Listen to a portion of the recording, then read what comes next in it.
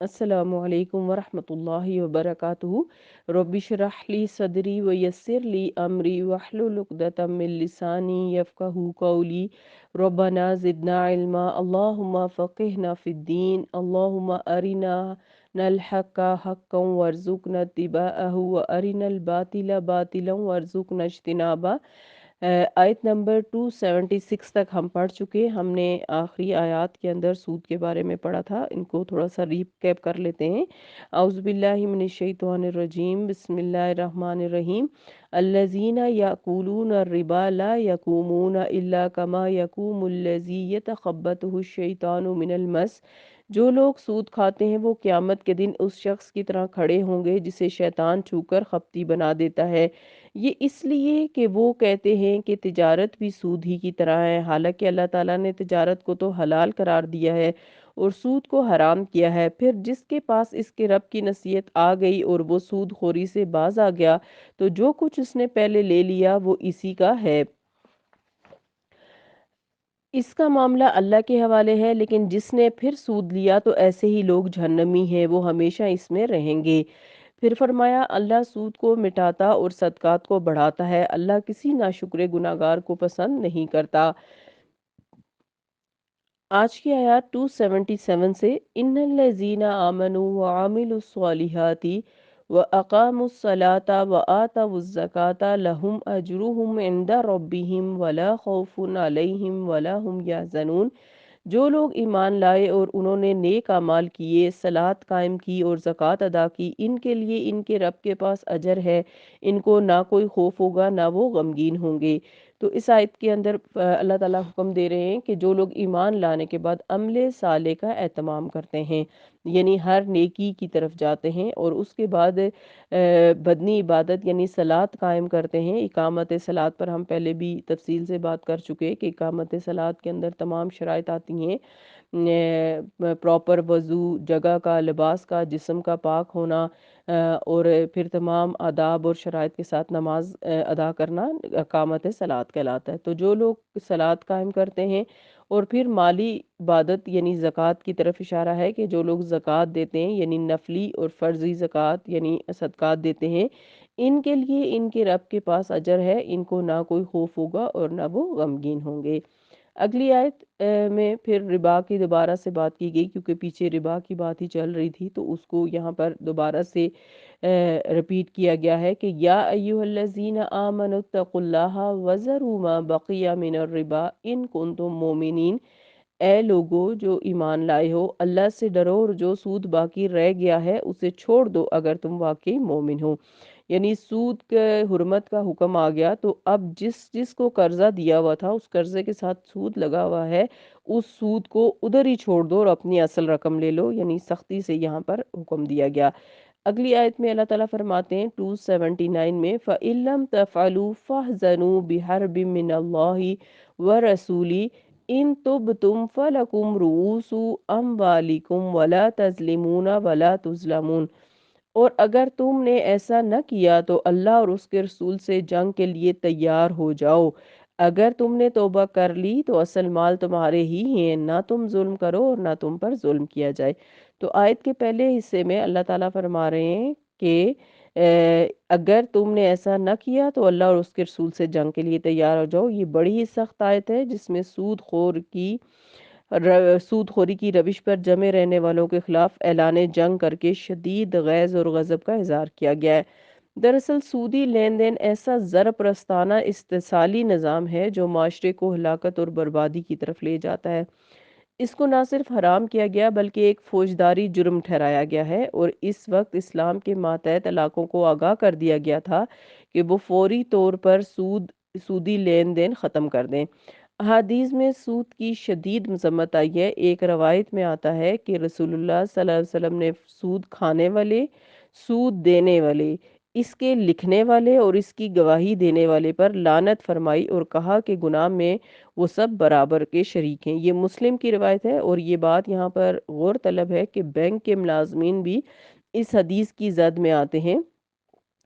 عام طور پر جب بینک میں جاب کرنے والے لوگوں کو یہ حکم بتایا جاتا ہے تو وہ کہتے ہیں کہ نہیں، ہم تو اپنی محنت کا پیسہ کھا لے رہے ہیں، اور ہم تو جتنی محنت کرتے ہیں اس کی ہمیں تنخواہ ملتی ہے، تو ہمارا اس بات سے کیا تعلق۔ لیکن یہ محنت آپ ایک جان بوجھ کر سودی ادارے کے اندر جاب کر رہے ہیں، سودی ادارے میں یہ محنت کر رہے ہیں، وہاں پر اپنا وقت لگا رہے ہیں، اور وہاں پر محنت ہو رہی ہے نا، یعنی پورا دن سودی لین دین لکھنا، اس کی گواہی دینا، یہ ساری چیزیں اس حدیث کے زمرے میں آتی ہیں۔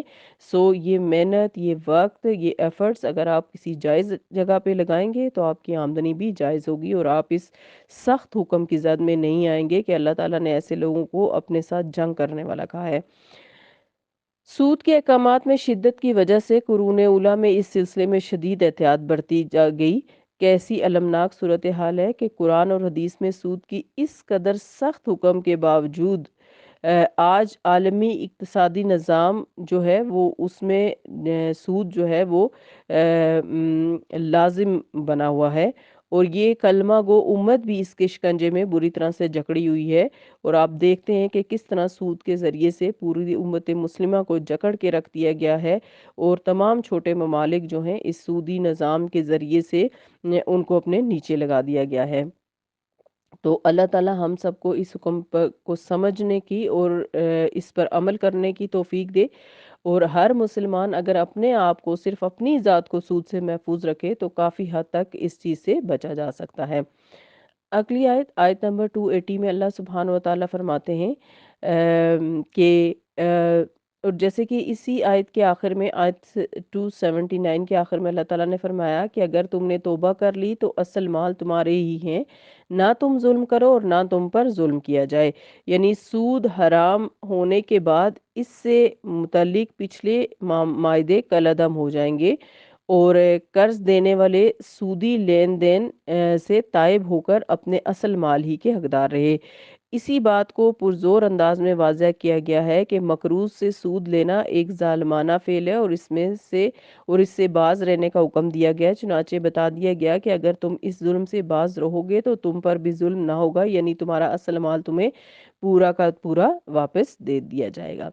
اگلی آیت 280، وَإِنْ كَانَ ذُو عُسْرَةٍ فَنَظِرَةٌ إِلَى مَيْسَرَةٍ وَأَنْ تَصَدَّقُوا خَيْرٌ لَكُمْ إِن كُنتُمْ تَعْلَمُونَ۔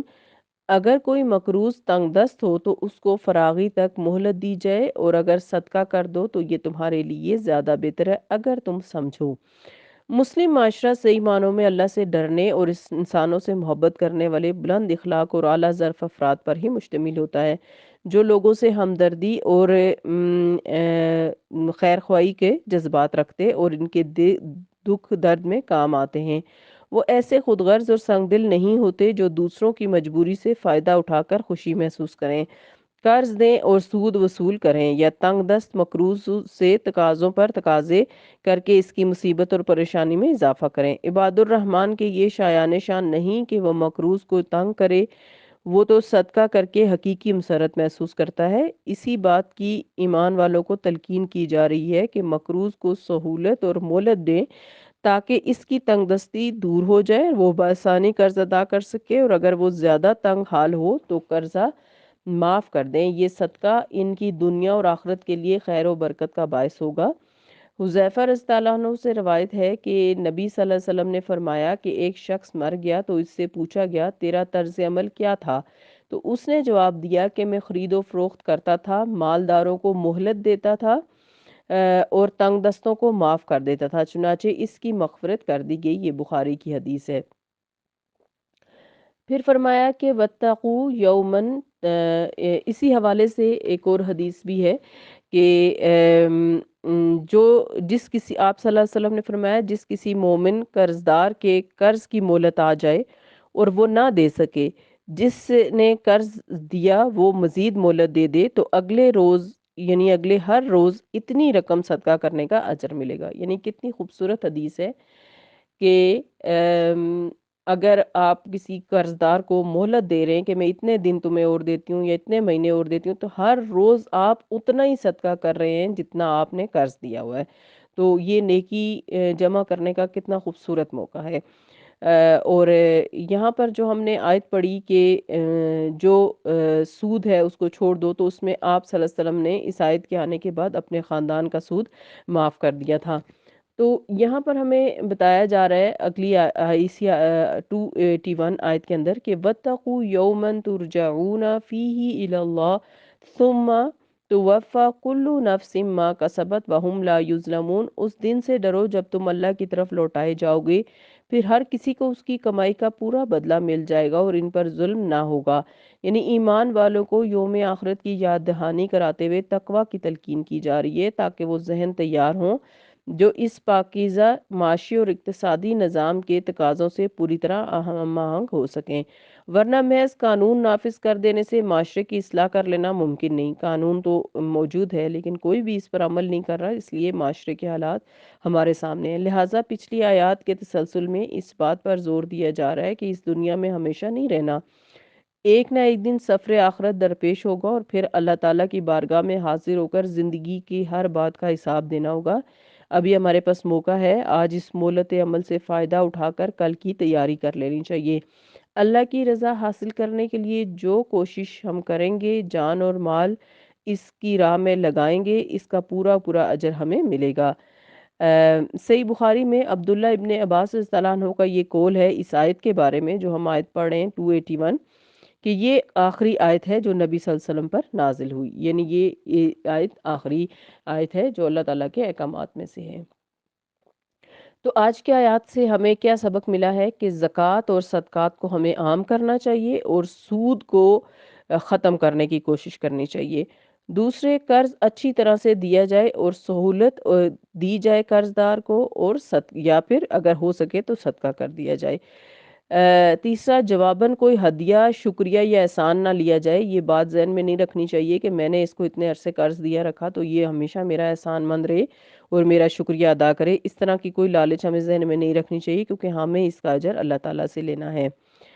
پھر یہ بات بھی ہمیں ذہن میں رکھنی چاہیے کہ ضروریات کو پورا کرنا کے لیے سود نہ لیں، جیسے عام طور پہ بچے تعلیم حاصل کرنے کے لیے سود لیتے ہیں، یہ ہرگز جائز نہیں، نہ یہ سود لینا جائز ہے نہ ایسی تعلیم جائز ہے۔ یا شادیوں وغیرہ کے لیے قرض لیا جاتا ہے سود پر، یا جہیز بنانے کے لیے یا کاروبار کے لیے یا گھر بنانے کے لیے یا گاڑی کے لیے، تو یاد رکھیں کہ ایسی تمام چیزوں پر جو قرض آپ لیں گے ان میں سود شامل ہو گیا تو آپ کی وہ چیز، نہ وہ گھر آپ کے لیے جائز ہے، نہ وہ کاروبار آپ کے لیے جائز ہے، نہ وہ شادی آپ کے لیے جائز ہے اس طریقے سے کہ آپ نے اس میں سود کو شامل کر دیا، یا وہ گاڑی جو لے کر آپ اس پہ سفر کریں گے، جیسے کہ آج کل بینک میں عام یہ بات ہو چکی ہے کہ آپ 0 میٹر گاڑی وہاں سے نکلوا سکتے ہیں اور اس کی قسط میں ساتھ آپ سود دیے جا رہے ہیں۔ تو اس چیز کو ہمارے معاشرے میں اتنا عام کر دیا گیا ہے کہ یہ گناہ ہی نہیں لگ رہا، جبکہ ابھی ہم نے کیا پڑھا کہ اللہ تعالیٰ نے سود میں کسی بھی طریقے سے شامل لوگوں کو کیا حکم دیا ہے کہ یہ اللہ اور اس کے رسول کے ساتھ کھلی جنگ ہے۔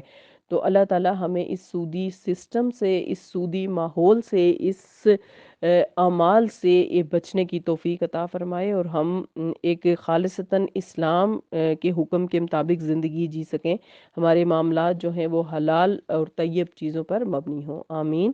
سبحانک اللہم و بحمدک، نشہد ان لا الہ الا انت، نستغفرک و نتوب الیک۔ السلام علیکم ورحمۃ اللہ وبرکاتہ۔